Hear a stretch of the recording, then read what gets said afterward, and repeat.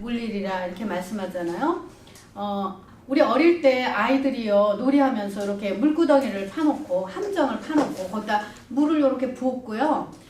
위에다가 지풀더미 같은 거 이렇게 해놓고서 지나가는 사람이 거기 빠지라고 이렇게 멀리서 본단 말이에요. 그러고는 들어가서 밥 먹고 나왔는데 자기가 잊어버리고 자기가 지나가다 거기 빠져요. 어릴 때 우리 이제 그런 장난 하다가 그런 일 많이 있었는데요.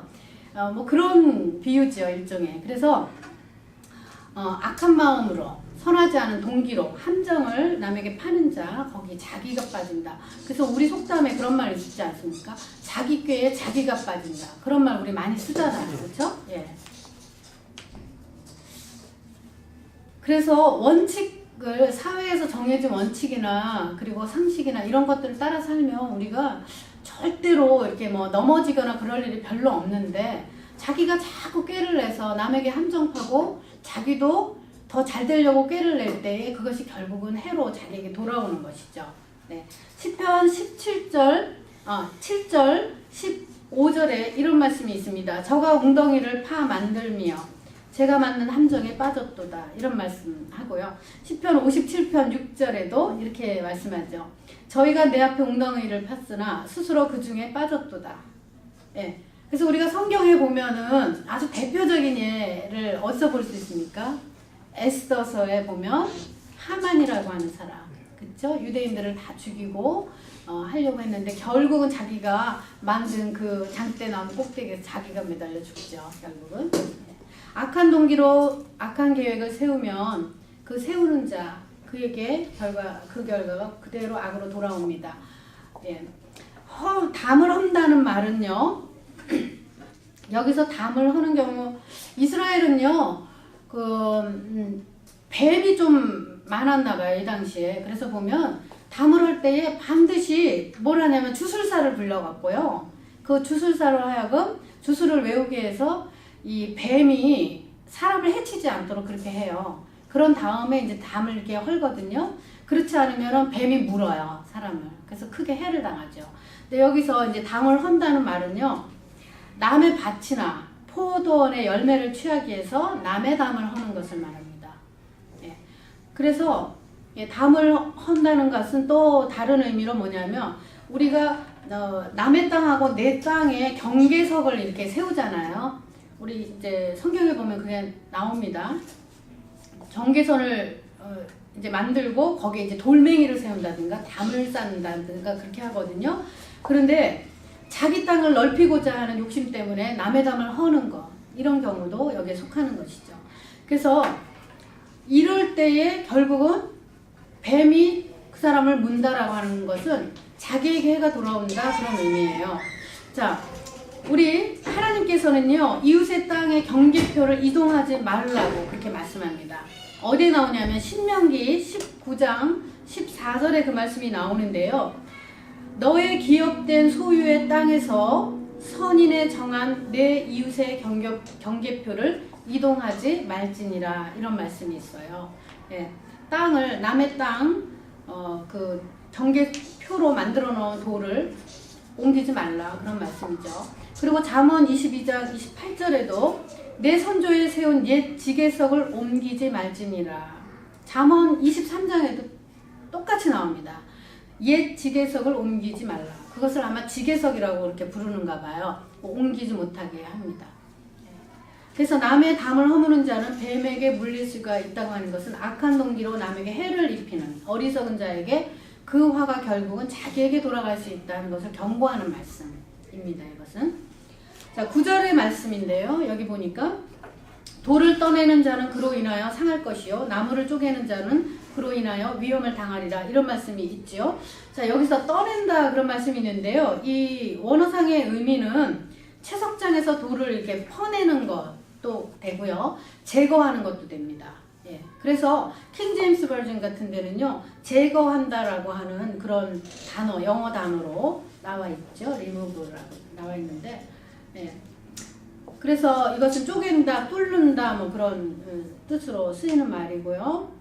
토지의 경계석을 옮긴다든가 아니면 남의 밭이나 과수원을 침범하는 행위, 이런 것들 가리키는 말로도 이 말이 또 쓰입니다. 그래서 남의 열매를 취하기 위해서 담을 헐거나 자기 땅을 넓히려고 이제 경계표를 옮기거나 뭐 이런 경우. 그리고 공의로우신 하나님이 그러한 자에게 반드시 그가 하신 한 일 그대로 하나님이 보응하신다, 그런 의미예요. 그래서 하나님께서는 사람의 악행에 대해서 반드시 징벌하신다. 그래서 악한 꾀를 쓰지 말라, 그런 경고의 말씀이죠. 10절과 11절 말씀을 보겠습니다. 같이 한번 읽어보겠습니다.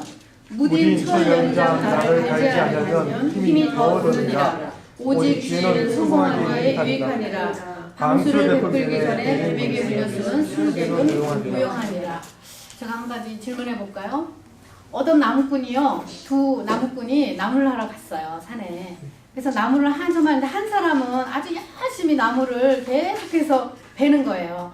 근데 나머지 한 사람은 나무를 베다가 좀 쉬다가 베다가 쉬다가 계속 그러는 거예요.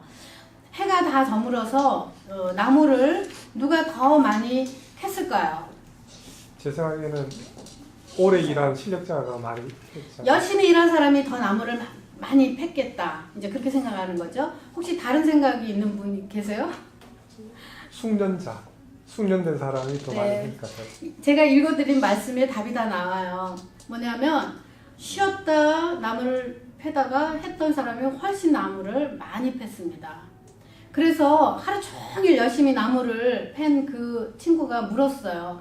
아니 여보게, 자네는 어떻게 쉬면서 그렇게 일을 했는데 그렇게 많이 뱉는가 했더니 나는 쉬면서 계속 낫과 도끼를 갈았지, 그렇게 말하더래요. 예. 굉장히 지혜로운 행동이죠. 그쵸? 예. 예. 나를 계속 가니까 훨씬 잘 배워지고 빨리 뵐 수 있고 힘이 안 들고. 그런데 한 친구는 열심히는 했는데 날이 무뎌지니까 잘 안 배워지고. 그래서 결국은 쉬어가면서 했던, 나를 중간중간 이렇게 갈면서 했던 그 사람이 훨씬 많이 나무를 했다는 것이에요. 예. 자, 10절의 이 본문 말씀은 하나의 비유죠. 지혜도 갈고 닦아야 한다. 지혜도 갈고 닦아야 한다. 그것을 강조하는 말씀이에요. 그 사람이 힘으로만 일을 처리하는 사람보다는요, 힘으로만 일을 처리하는 사람보다는 지혜로 일을 처리하는 사람이 훨씬 합리적이고 빠릅니다. 그리고 힘으로만 일을 처리하는 사람보다는 상식과 기본에 충실해서 일을 지혜롭게 해결해 나가는 사람, 그런 사람들이 훨씬 잘합니다, 일을. 네. 그리고 이제 지혜롭지 못한 행동으로 여러 가지 해를 당하는 것이 그 전절에 나왔잖아요. 무딘 철 연장처럼 지혜를 갈고 닦지 않으면 우리도 해를 당할 수 있다, 그런 말씀이기도 해요. 그래서 효율성도 훨씬 떨어지고요. 우리가 아주 그냥 열심히 일만 한다고 성공하는 거 아니고요. 열심히 일을 하면서 내가 열심히 일을 하고 있는 그 이유와 목표, 그리고 방향, 이런 것들을 중간중간 내가 생각해 봐야 돼요. 점검을 해 봐야 돼요. 그래서 오늘 목사님도 말씀하셨잖아요. 그 말씀을 하셨잖아요. 어떤 사람은 정말 목표나 방향도 없이 그냥 계속 일만 이렇게 하는데 중간중간 그 일에 대한 자기 자신의 방향, 목표, 이런 것들을 점검해 볼 필요가 있어요. 그럴 때 훨씬 그 일의 효율성이 높은 것이죠. 네. 지혜가 없으면 무슨 일이든지 하기가 힘들고, 지혜가 있으면 무슨 일이든지 하기가 쉽다, 그런 말씀이에요, 이 말씀은. 그리고 이제 여기 보니까 지혜는 성공하도록 돕는데요. 사람을 성공하도록 돕는다, 그런 말씀이죠. 잠언에 이런 말씀이 있습니다. 지혜는 진주보다 귀하니 너의 사모하는 모든 것으로 이에 비교할 수 없도다. 그 우편 손에는 뭐가 있어요? 장수가 있고 그 좌편 손에는 부귀가 있나니 그 길은 즐거운 길이요 그 첩경은 다 평강이니라. 지혜는 그 얻은 자에게 생명나무라. 지혜를 가진 자는 복되도다. 잠언 3장 15절에서 18절 말씀인데요. 우리가 여러 번 이거 말씀 보았습니다. 예, 그래서 열심히 사는 것보다 더 중요한 건 뭐냐면요, 지혜롭게 사는 거예요. 지혜롭게. 근데 그 지혜롭다고 하는 것은 꾀를 쓰는 것이 아니고요, 하나님이 주시는 아까 제가 얘기하는 것처럼 하나님이 주시는 신령한 지혜, 총명, 그리고 하나님의 뜻을 분별하는 지혜, 이것이 있어야 됩니다. 그래서 훨씬 이제 힘이 덜 들고 지혜가 있으면 성공하도록 그렇게 돕죠, 지혜가. 11절 본문 말씀 한번 보겠습니다. 예.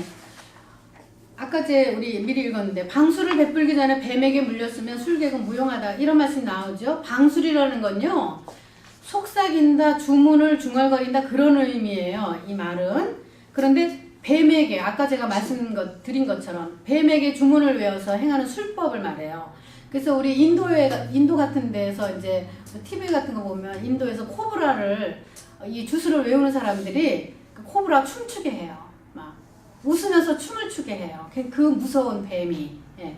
그런데 여기에서는 뭐냐면 아까 말씀드린 것처럼 어떤 것을 할 때에 뱀에게 주문을 걸어서 뱀이 사람을 해치지 않도록 하는 그런 것을 말하는데요.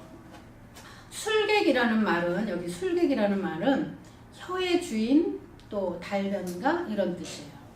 그러니까 다시 말하면 뱀을 다루는 마술사들요, 주문을 외우는 사람, 주술가들, 이런 사람들을 말하는 것이죠. 그래서 뱀에게 주술을 외워서 자기 마음대로 뱀을 조종하는 겁니다. 근데 우리 이제 출애굽기에 보면 그 내용이 나와요. 이게 뭐냐면 애굽의 술객들이요, 그 술법으로 그들의 지팡이가 뱀이 되게 하죠. 뱀이 되게 하고 강물로 피가 되게도 하고 개구리로 땅에 올라오게도 해요. 이게 다 뭐냐면 누가 행했던 기적이에요?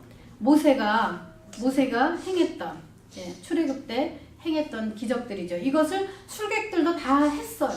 예.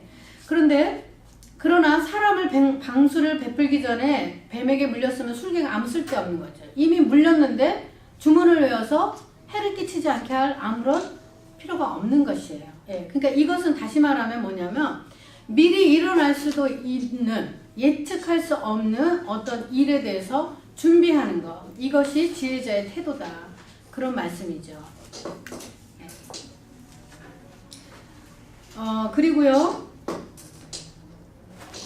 12절에서 15절 말씀 우리 넘어가겠습니다. 다 같이 한번 읽을까요? 지혜자의 입의 말은 은혜로우나 우매자의 입술은 자기 입을 삼키나니 그 입의 말의 시작은 우매요 끝은 방패니라. 지혜로운 사람은 말을 해서 덕을 보고 어리석은 사람은 제 입으로 한 말 때문에 당한다. 예, 이렇게 나와요. 예, 우리 이거 뭐 너무 많이 이제 경험하고 이미 알고 깨닫는 바죠. 예. 예, 사람의 말은 지혜자와 우매자를 분별하는데 매우 중요하다, 그 말씀이고요. 지혜자의 말은 은혜롭고 덕스럽습니다. 그렇지만 우매자의 말은 어리석고 거칠죠. 잠언에서는 지혜는 그 얻은 자에게 생명나무라, 이렇게 말씀을 하는데 지혜자의 입에 말은 생명력이 있어요. 예, 생명력이 있습니다. 그래서 그 지혜를 간직한 자의 말은 가마력이 있고요, 사람들을 생명의 길로 이끌고 가죠. 제가 오늘 예전에 제가 이거 한 20몇 년 동안 계속 이제 가지고 다니는 글인데요. 너무 많이 낡았지만 좀 읽어드리고 싶어요. 예. 말 한마디, 예, 아마 많이 들으셨을 거예요. 무례한 말 한마디 사랑의 불을 끄고 쓰디쓴 말 한마디 증오를 일으킵니다. 부주의한 말 한마디 싸움의 불씨가 되고 잔인한 말 한마디 삶을 파괴합니다. 은혜스러운 말 한마디 좋은 분위기를 만들고 유머러스한 말 한마디 긴장을 풀어줍니다. 위로의 말 한마디 용기를 심어주고 용서의 말 한마디 평화를 심어줍니다. 감사의 말 한마디 마음을 즐겁게 하고 복음의 말 한마디 영생을 줍니다. 제가 이 글을요 이렇게 항상 제 책상 위에 얹어놓고 이렇게 수시로 봐요. 그래서 나도 이렇게 말의 지혜를 가질 수 있는 사람이 되게 해달라는 그런 기도를 하거든요. 그래서 여러분들이 지혜로운 말을 할 수 있는 그런 하나님의 자녀들이 되었으면 참 좋겠어요. 네. 사도 바울은 남에게 덕을 세우는 은혜로운 말을 할 것을 성도들에게 권면하고 있습니다. 네. 그래서 우매자의 입술은 자기를 삼킨다. 이제 그런 말 아까지 했었고요. 그리고 우매자는 그 속에 간직하고 있는 어리석음을 말로 이제 그대로 드러낸다. 그래서 자신의 명예와 권위를 소멸시키고 스스로를 비천하게 만든다. 3절 말씀에 이제 그게 아까지 나왔습니다. 13절 말씀에 보니까 어리석은 자의 입에서 나오는 말은 어리석음으로 시작해서 사악한 광기로 끝난다. 이제 이렇게 세 번역에 그렇게 나와요. 근데 개역개정에는 광패라는 단어를 쓰죠. 광패라는 단어를. 여기서 말하는 사악한 광기, 광패라고 하는 것은 뭐냐면은 정신없이 짓거린다 그런 말이에요. 미치다, 어리석다 그런 말에서 유래한 말인데요. 미련한 광기를 뜻하는 거죠. 여러분 어떻습니까? 처음에 우리 이제 그런 경우를 많이 보게 되죠. 처음에는 별거 아닌 것으로 이 다툼이 시작이 됩니다. 그러다가 나중에 점점 이 다툼이 커지면 내가 무엇 때문에 이렇게 분노하는지 자기 자신도 이유도 알지 못하고 분노를 해요. 그러다가 나중에는 욕설을 퍼붓거나 저주의 말을 하고 분노의 말을 하고 독설을 마구 쏟아놓습니다. 그래서 이 우매자의 말의 특징은 이치와 도리에 맞지 않는 말을 정신없이 쏟아놓고요. 특히 도덕적으로 또 윤리적으로 영적으로 아주 사악한 말들을 하게 되는 것이죠. 그래서 결국은 처음에 아주 작은 것으로 시작한 우매한 말이 나중에는 그 미친 광기를 뿜어내는 것처럼 분노와 욕설과 독설로 가득한 저주의 말이 된다고 하는 것이죠. 이것이 바로 어리석은 사람들의 말입니다. 그래서 성경에서는 악한 말, 남을 해하는 말, 이런 말들을요, 칼 또는 독사의 독이다 이렇게 표현을 하죠. 그래서 욕설, 험담, 타락한 말, 편견에 가득한 말 이런 말들 우리가 하지 않도록 그 입에 내 혀에 재갈을 물려야 되는 거죠. 미련한 자가 교만하여 입으로 매를 자청하고요. 그 입술이 그의 영혼에 그물이 된다. 이제 그렇게 말을 합니다. 벤 카슨이라고 하는 외과 의사 여러분 잘 아시죠? 예. 잔 서킨스의 그 유명한 신의 손이라고 불리우는 그런 외과 의사인데 이 사람이 어떤 인터뷰에서 자기 얘기한 거를 제가 봤는데 어린 시절 8살 때 부모님이 이혼을 하고 그 거리에 불량배들하고 이렇게 어울려 다니면서 공부는 항상 꼴찌, 학교에서 공부 계속 꼴찌를 했는데 그 어머니가 이 아들을 그 사람에게 인터뷰한 사람이 어떻게 당신이 오늘날 이렇게 그 무엇이 당신을 이렇게 훌륭한 사람으로 만들었느냐 그랬더니 그 사람이 내 어머니의 격려 때문이다 그렇게 말을 했어요. 그래가지고 항상 그 아들 꼴찌하는 아들 불량배들과 어울려 다니는 그 아들을 손을 잡고 그 어머니가 너는 할 수 있다. 마음만 먹으면 할 수 있어. 누구든지 할 수 있는 일 그 이상으로 너는 할 수 있다. 항상 그렇게 어머니가 말을 해줬대요. 그래가지고 자기가 용기를 내서 어머니 그 격려해주는 그 어머니에게 기쁨이 되고 싶은 마음이 들어서 공부를 열심히 했다 그래요. 그래서 그 사람이 한 일이 그 등과 머리가 붙어서 나온 샴쌍둥이 사람들이 도저히 그 수술할 수 없다 그랬는데 그 분리하는 수술 성공했죠. 그리고 4살짜리 아이 그 뇌종양 불치병인데 수술할 수 없다 그랬는데 그거 해서 성공했잖아요. 예. 부모의 격려의 말, 칭찬의 말이 굉장히 자녀의 그 장래를 결정짓는 아주 중요한 말이라는 걸 참 많이 깨달았어요. 그래서 우리 베스트셀러 중에요. 칭찬은 고래도 춤추게 한다 그런 책이 있어요. 예. 그 책을 읽어보니까 정말 칭찬이 얼마나 그 위대한 힘이 있는가 그거를 많이 깨닫게 됐거든요. 그래서 칭찬하는 말, 남에게 용기 주는 말 그런 말로 이렇게 은혜스러운 말로 사람을 살리는 그런 저희 모두 하나님의 자녀들이 됐으면 참 좋겠어요. 14절 말씀 한번 보겠습니다. 여기 보니까 제 집으로 14절 말씀 그런데도 어리석은 자는 말을 하고 또 한다. 무슨 일이 일어날지 아는 사람은 없다. 앞으로 일어날 일을 말해줄 수 있는 사람이 누구인가. 이제 우리 개역개정에는 뭐라고 나오냐면 신우사를 알 자가 누구인가. 신우사라는 건 뭡니까? 죽은 이후의 일이라는 뜻이에요. 네. 우매자가 이제 말을 많이 하는 것은 왜 그렇습니까?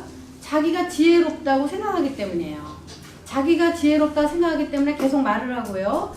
그리고 아는 척을 많이 하고요. 쓸데없는 말을 하고요. 허황되고 과장된 말을 많이 합니다. 그러나 여기 말씀하는 것처럼 자신의 장래일을 알지 못해. 그리고 죽은 후의 일은 더더욱이 알지 못해요. 그러면서도 앞날을 장담하는 거예요. 예, 자신이 가진 기능이나 기술, 학력 이런 것들을 믿고요. 자기 앞날을 탄탄대로를 갈 것이라고 장담하는 사람이 얼마나 많습니까? 그쵸?